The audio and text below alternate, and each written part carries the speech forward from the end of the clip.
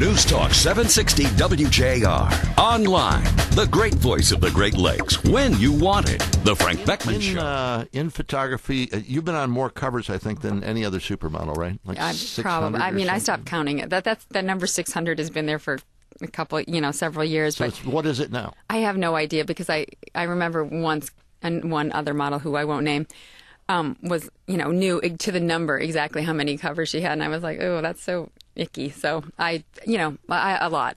So if I say 800, would I be too high? No. Okay, 1,000? Yeah, it could. Yeah, probably over that. Over 1,000? Because really, covers. Sometimes you do one cover, but it'll run in different, it depends how you want to count it, I guess. Yeah. Weren't you the first supermodel to pose for Playboy? Yes. Do you regret doing that now? I don't. Really? No, how it came about was one of my very good friends, photographer Herb Ritz, asked me if I would do it.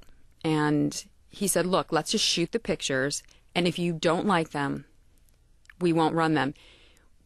Now, the downside of that was I decided to do it not for money. And normally, you do Playboy you get paid a lot of money.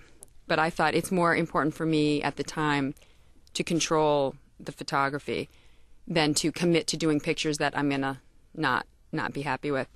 And I mean, those pictures, if they would have ran in any other magazine, Vogue or anything, I don't think they wouldn't have caused any sensation. They would have just been beautiful pictures. I think it was the label Playboy that made it more, Sure. daring on my part. And then the second time I did it, I had Herb Ritz do it also. And that time I got control of the pictures and I got the money. So that was 10 years later. What did it do for you? It was huge. That's why I got MTV. That's why I got Pepsi. I think that, models, especially at that time, I was very well known in the fashion world, but men don't really look at fashion magazines. And when I did Playboy, it really opened up this, the other half of the population as an audience for me. And when MTV was looking for someone, their audience was more male than women. So they wanted someone in the world of fashion, but that also appealed to men. And because of MTV, I got Pepsi. It just broadened my appeal. How did you ever stay out of the wild side of life? I think it's just that Midwestern upbringing. That's just not me. It was never even a temptation. I didn't have to work hard. It was funny. Yesterday we did a local newspaper, and we were in my hotel room, and the photographer was moving the furniture around a little bit to make the picture better. And I jokingly said, "Oh, now it's going to be in the paper that I trashed my hotel room because the furniture was all moved around." But that's about as naughty as I get. Yeah, well, because you get out to L.A. and all the headlines. We were out there for the auto show last year, doing the show out there, and then I was there later on for the Rose Bowl game, and all the talk in the papers is always about these stars who are making fools of themselves. The Britney Spears, Paris Hilton, Lindsay Lohans of the world. I know, but meanwhile they're getting all the press. So is that good? What is that? Well, someone said, "What do I think about, all Paris Hilton, in the news?" She's going to jail now, And I said, well, she's excellent at keeping herself in the headlines. And I said, really, the fact that it says much more about us as a society that we're following that so closely. I think it's a little, as someone who's the mother of a daughter, that those girls are who the young girls look up to. I don't like that aspect of it, I don't want my daughter knows who Lindsay Lohan is, for instance. And I actually just saw Lindsay at a party last weekend, and she was very sweet. But, we also know the other bad behavior that she's been up to. And I don't want my 5-year-old, she loves Lindsay Lohan because of Parent Trap or, some kids' movies. But I don't want her seeing that as a role model. Yeah. I don't want anybody to take this the wrong way in the audience, or especially you as a guest here, Cindy Crawford. Whenever you have to preface something by that, though, I'm like... But you always have to. No, I mean, you always joking. have to, because I'm going to get emails on this later on. Okay. It happens all the time. You joke around in this business, and there are people out there who will take it seriously, and so you always have to explain yourself. And I've learned, explain ahead of time, and then you don't worry about it. Right, you're still going to get the emails, but you're not worried about it. But now I'm going to ignore them, because I explained it in the first place, and that's your fault for not listening. I've met models before, and I've seen pictures, and I go, this person in person doesn't look the same as in these pictures. You do. Oh, wow. Well, and I don't know, is there that much airbrushing and Photoshop that goes on? Yes, I love airbrushing. But they don't have to with you. Well, you have this natural beauty, and I really mean that. Thank you.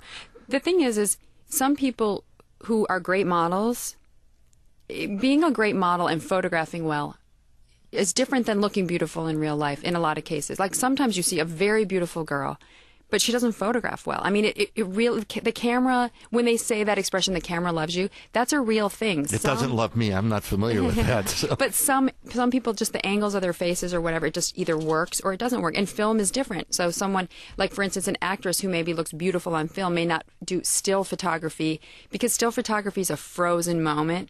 And that's the thing about retouching. I mean, I know the fashion industry gets a lot of flack about that.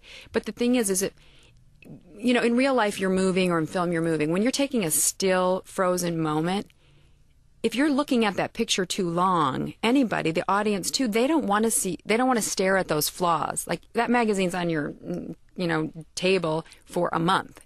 So it is different. You do need to clean up those pictures. It's just like, you know, I had this whole conversation with Mattel when they wanted to do a Cindy doll, and I was like, well, if we do a Barbie, a Cindy Barbie, I want her to have the same dimensions as me, because Barbie has, I mean, it's a hot body, but it's not very realistic, let's face it. And they were like, little girls don't want that. We've tested real life Barbies. Kids do not, little girls, they want the exaggerated version. And I think that's what fashion is. We're not suggesting that anyone look like that in real life or walk around looking like that. You know, the hair's always a little bit too big, or the makeup's a little bit too much. But it's when you're a little girl and you're playing dress up, or you're dreaming about that, you don't say, oh, well, this is too much. Fashion is supposed to be fun. Wearing makeup is supposed to be fun. It's not supposed to be, oh, pressure, keeping up with the Joneses. It's fun. And I think fashion magazines are to encourage women to remember, you know, play with that side of themselves and remember that it's not, you know, we know it's not rocket science. All right, they're telling me you got to go. I'm going to get everybody mad by asking you a final question. It's got two parts. Okay. Actually, two questions into one, okay? This is the way it is. Yeah, well, and I'll get the emails from all of your handlers later for doing this. But Art Van is where Cindy Crawford's furniture line is, and so hopefully that will help ease the pain of what I'm doing by extending your stay a minute or two. Feminists and how they've treated you, and number two, you just crossed 40 in your life, 40 years. Are you worried about getting old and what it's going to do to your beauty? Okay, feminists, you know what? I think I've been, as far as I know, I've been treated very well. I mean, I consider myself, even, I never had to choose to be a feminist, because I kind of grew up when I just assumed I was equal to men. I didn't have to prove that I was. So, I mean, that's... You could pick corn with the best of them. Exactly. Actually, I had an all-girls crew for corn picking, but mostly because we dressed in as little as possible because it was so hot. But I think that, you know, I'm thankful for the women that went before me who gave me that opportunity to feel that way. And at the same time, I like being a woman, and I don't want to have to wear, like, a men's suit to prove that I have a brain. And if some people want to think that I don't, that's fine with me. It doesn't matter. I know that I do. So, okay, that's the feminist part. Part two, what was that? Are you worried about getting old? Yes. I mean, I love where I am in my life. I'm happily married. I have 2 great kids. I have a career that's still thriving, which is unbelievable for a 41-year-old model. It used to be something that you wouldn't even hear. I don't think anybody likes, you know, I still feel, and most of my friends, models or not, you know, you still feel 25, but things aren't necessarily where they used to be. And I think that's disturbing, but, you know, I'm fighting the good fight. I exercise, I eat right, I take care of myself. And I think being happy in your life eases the pain of it. What a delight to meet you. Thank you. I really mean it. It's been wonderful to talk with you. Cindy Crawford, Home Collections at Art Van Furniture now, kicking off. I think it kicked off last night, didn't it? Yeah, that was it. Congratulations. Thanks for having me. Thanks for coming. Cindy Crawford, the supermodel. We're going to take a break because I need my picture taken with Cindy. Then we'll be back. Talking about what matters to you.